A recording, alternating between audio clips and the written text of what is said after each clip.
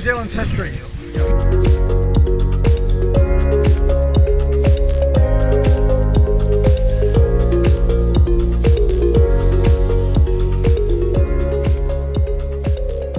I sort of came up with the second convoy from Turangi. I met them for the first convoy and went as far as Taupo, but I had business to finish, so I finished that and then came up here. So I've been here ever since. Spearhead thing's been going for 84 days or something, so I've probably been here for 60 odd days of it. So we got everything accomplished today in several hours. The last 84 days of Spearhead being at the other gates, the locked gates of Marsden Point, have done nothing. We've served documents on Naomi and the management today that should help us bring this refinery back into operation. I was talking to one of the senior staff members walking out before, and he said it's been destroyed, what they've done so far, and it will take 3 years and a lot of money to get it back together. So what have they done? Have they been running around taking all the electronics out of it? If that's the case, this government is responsible for the tyranny of this country because they approved for the shutting of it down. The government tells me, local MP Dr. Emily Henderson, said that the government's got no control over it. It's a private business, but if you look into the oil refinery, it's tied up with the IEA, the International Energy Agency or Authority, and we're part of that. And so the government has got a say in what happens in our refinery. And originally it was built back in 1962, opened in 64 for our fuel security. So that's what was built, to give us fuel security. And 58 years on, New Zealand's in the position where it needs fuel security from what's happening in the rest of the world. Forget what's happening in Ukraine, start worrying about what's happening in Taiwan with China, and a lot of our fuel's coming from the Asia Pacific region. I've just followed a tanker from Argentina. It's taken 23 days to get to Tauranga. It came into port, turned around and left. It's sitting off Napier now. Why is it out there? What's happening? We've got this tanker here. I've been following tankers, and this one's sitting at Marsden Point. It's been here for about 5 days. It appears to be empty, but it's still sitting here. What's it doing? It should have gone back to where it came from. One tanker of crude lasts us 10 days of production in New Zealand. We've got 35 tankers coming here since they closed this thing down. We're in our 13th week now of them running it on fuel tankers. We understand there was a fuel tanker arrived here with contaminated jet fuel in it. I'm very concerned that our fuel is now coming from overseas, in particular when the world situation at the moment, we've got this Ukraine that they're saying we're at risk from their fuel. Our fuel is mainly coming from the Asia Pacific region. I understand that crude is coming out of Russia now and going to India and some Chinese refineries. I'm not sure which other refineries. So we are at a critical situation. And we're supposed to have 90 days of reserve in this country. I've been talking to an organisation overseas called the International Energy Association, which the government, our government is part of, and we're supposed to have 90 days of product stored here in New Zealand, or available here in New Zealand, as of what was used last year.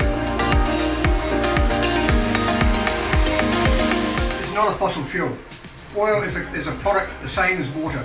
It's abundantly in the world. Apparently the Rockefellers way back in the 1800s realised that oil was so abundant they had to call it fossil fuel to make it look like it's going to run out. It's scarce. It's not scarce. This operation here could, yes, become a refinery that also used, as well as using crude, could also recycle our plastics back into diesels, because plastics in that are a petroleum product. New Zealand does not have an oil shortage. We've got oil fields all around New Zealand, from one end of the country to the other. We've got our economic zone is 200k out or something. It's a huge big area. And we've got more oil in New Zealand than what's in the North Sea, and it's 40 million years younger than the rest of the world. It's called sweet crude, it's not black crude. It's not the best for making bitumen, but it's the cheapest and best fuel to be making into fuel. We don't have a fuel crisis in this country apart from this refinery being shut down. I'm a shareholder of the company. I just recently bought shares in it. It's just a small parcel, so I can actually get information of what's going on from within, and to be available for anything that they're telling us shareholders. Documents I've seen, news media reports stating that shareholders for a number of years have been concerned with the way the management run this place, and obviously when the oil companies got involved, they had a long-term plan to close it down, and these other shareholders, New Zealand shareholders, don't want to see it closed down. They want to see it operational. So we've got to win it back again. It's for the future of New Zealand, for my grandchildren's future. We're not going back to horse and cart. I love horse and carts, but we're not going back to horse and carts. We're not going to be electric this and electric that. If anything, we'll go back to steam. I'm a steam man, so we can chug along with some coal. But as far as having electric cars, yeah, okay, around towns, that. But if you're carting a load, or if you've got a truck, a tractor, or something like that, you're not going to have a logging truck running on electricity.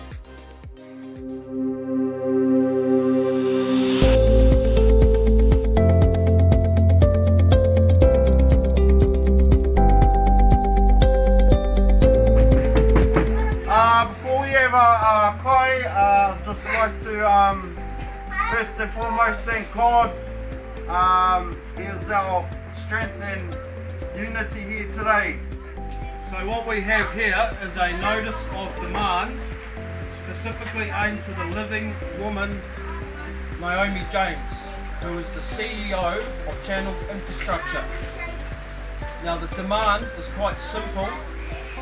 We are demanding that they restart the refinery, firstly that they reinstate the refinery to a serviceable and operable condition, and that they restart it in preparation for new deals of crude oil.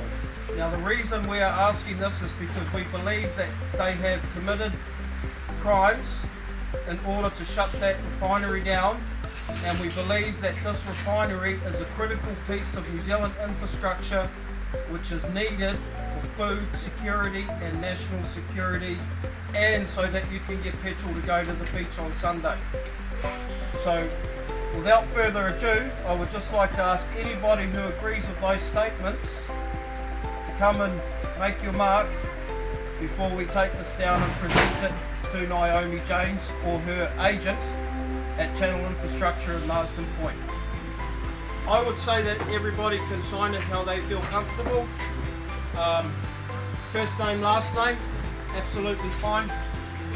Personally myself, I'll sign my first name, my last name, and I will put it down as from the family or from the house, and then my last name in lowercase letters.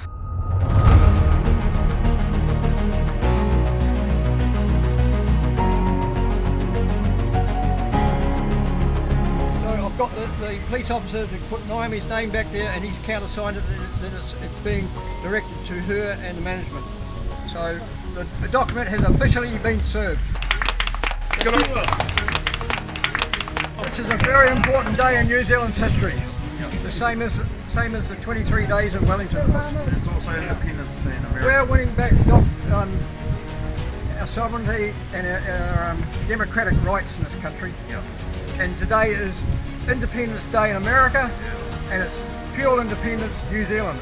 Yeah. Amen. All right, awesome, Mark.